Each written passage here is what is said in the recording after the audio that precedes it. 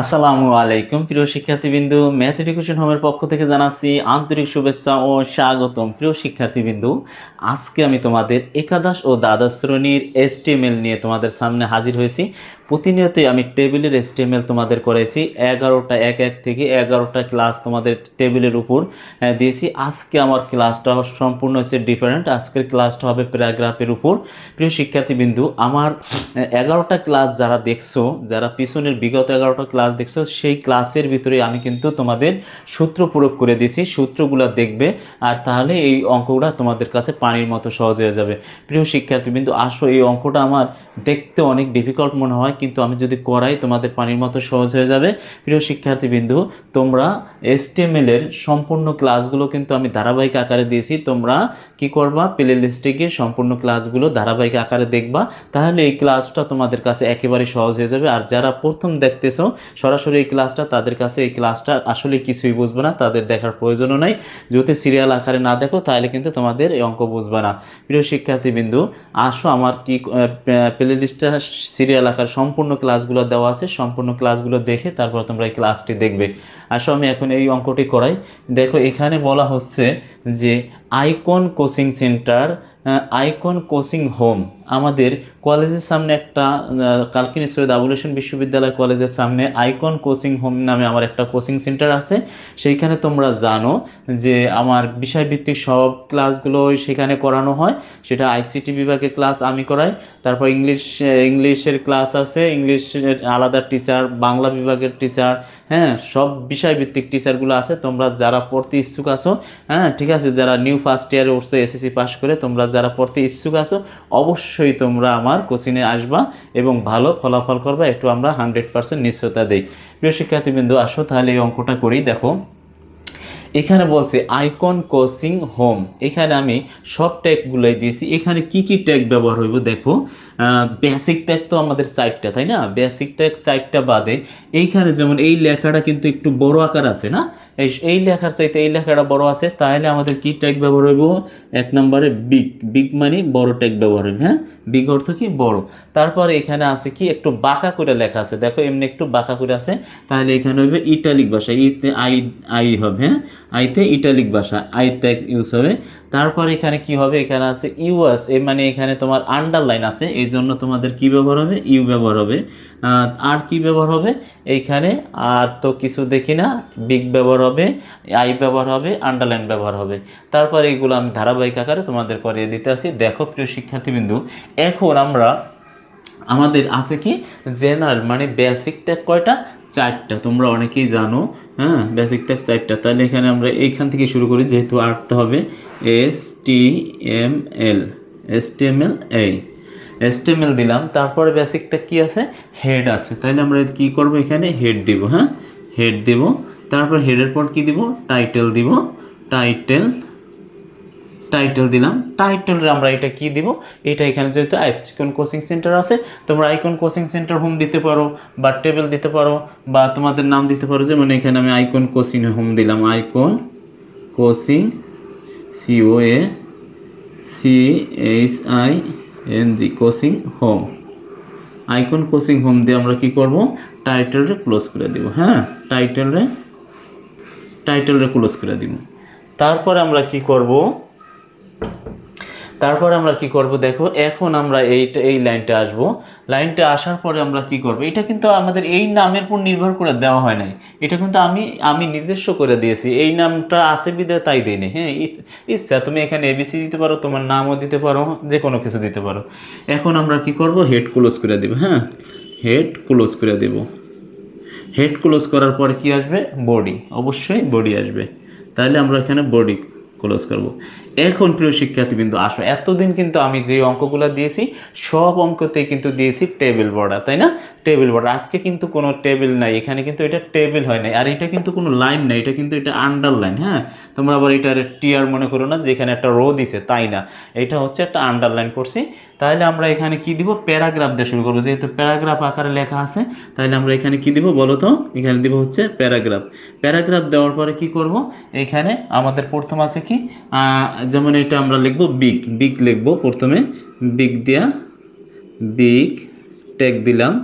তারপরে কি লিখব, তারপরে দিব ইটালিক ভাষা, দিলাম ইটালিক, তারপরে কি দিব আন্ডারলাইন আছে, তারপরে আন্ডারলাইন দেব। হ্যাঁ, তারপরে কি দেওয়া যায়, আর আর কোনো কিছু আছে, ইটালিক ভাষা, বিগ সাইজ, তারপরে হচ্ছে যে আন্ডারলাইন, এই তিনটাই।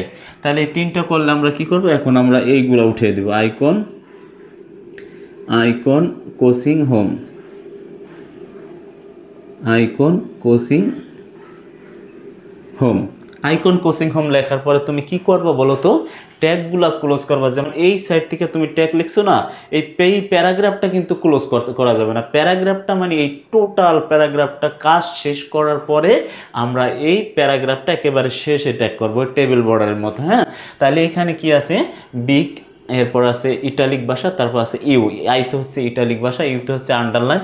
তাহলে আমরা এই সাইড থেকে কোনো সময় ক্লোজ করব না, আমরা ক্লোজ করব সব সময় মনে রাখবা এই ডাইন সাইড থেকে বাও সাইডে ক্লোজ করব। তার মানে ইউ ক্লোজ করব আগে, তারপরে আই ক্লোজ করব, তারপরে বিগ ক্লোজ করব। তাহলে এখানে আমরা কি করব বলো তো, প্রথমে আন্ডারলাইনরে ক্লোজ করে দেব, আন্ডারলাইন ক্লোজ, তারপরে কি করব, বিগ ক্লোজ করব, আই ইটালিক ক্লোজ করব, ইটালিক ক্লোজ করব, তারপর হচ্ছে যে বিগ ক্লোজ করব, বিগ ক্লোজ করব। এখন আমাদের দেখো এই লাইনের কাজ যখন শেষ হবে, ওই লাইনটা ভাঙিয়া পৃথিবীতে তিনটি ট্যাগ আছে, যে ট্যাগের শুরু আছে কিন্তু শেষ নাই। সেই তিনটি ট্যাগ কী কী তোমরা জানো, আমি অনেকবার বিগত ক্লাসে বলছি। সেটা হচ্ছে ইমেজ, বিআর আর হচ্ছে এইচআর। এই তিনটা ট্যাগের কোনো কাজ নাই, এটা হচ্ছে এমটি ট্যাগ।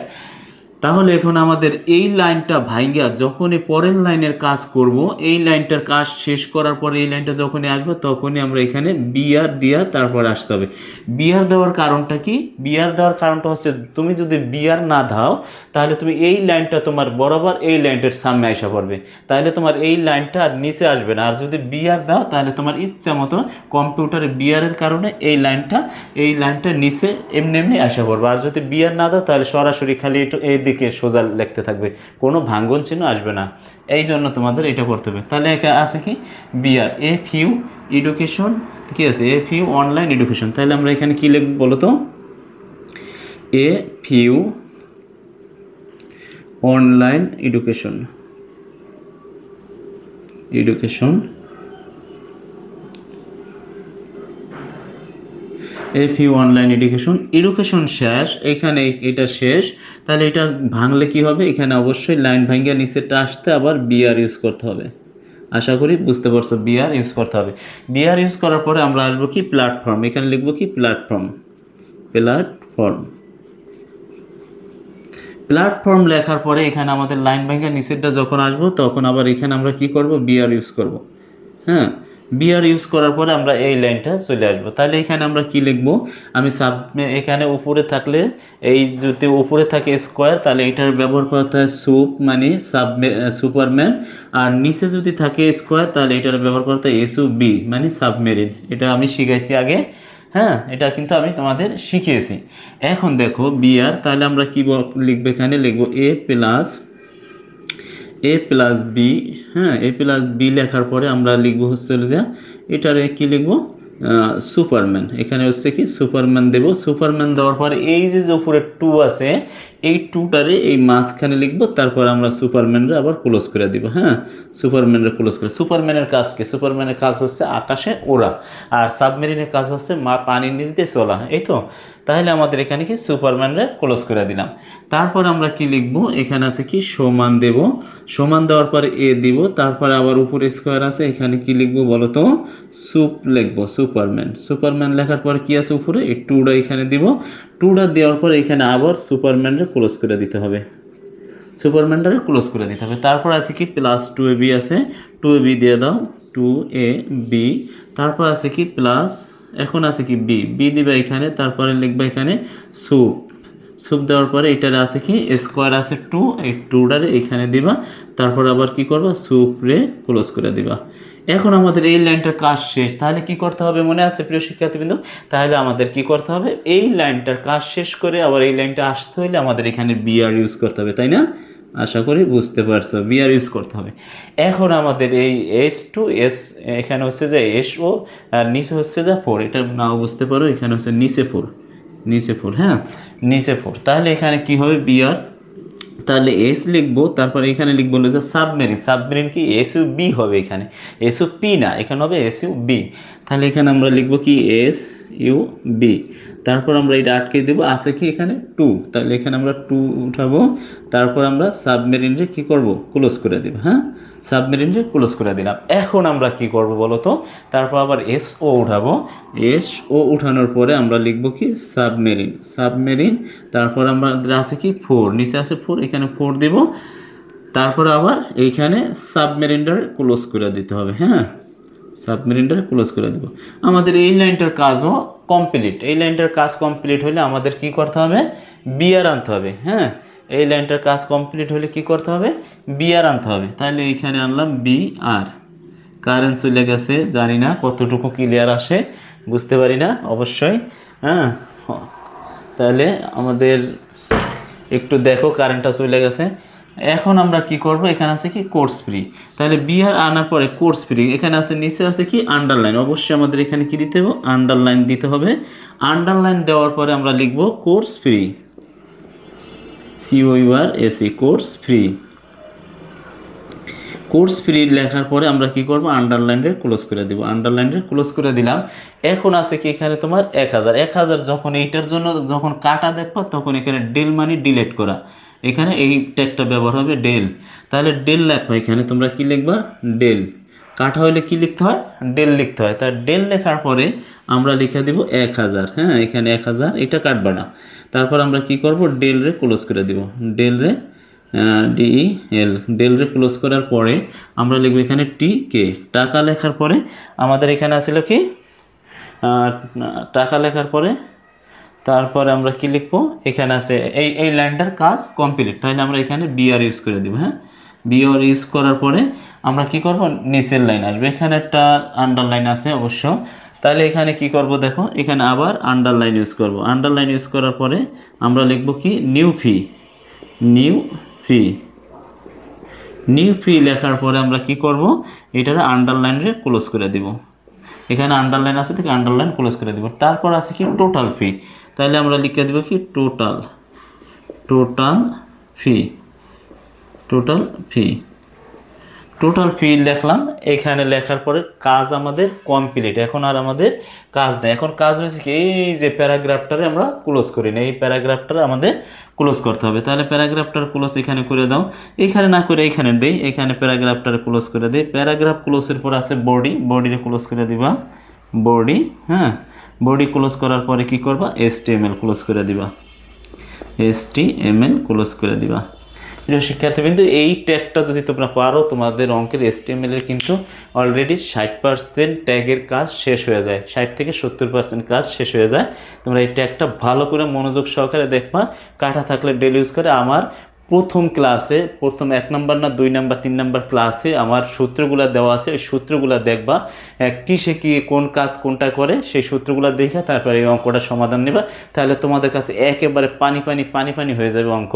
প্রিয় শিক্ষার্থীবৃন্দু, আমি আগেও বলেছি, এখনও বলি, যে আমার ক্লাসগুলো যারা রীতিমতো দেখবে, প্লে লিস্টে গিয়ে সম্পূর্ণ ক্লাসগুলো HTML এর সকল অঙ্কগুলো আমাদের ধারাবাহিক আকারে দেওয়া আছে। সব ক্লাসগুলো যদি তোমরা দেখো, তাহলে HTML এ তোমরা বস হবা 100%। HTML এর 10-এর ভিতর 10 তোমাদের কাটতে পারবে না, এটা আমি নিশ্চয়তা দিচ্ছি।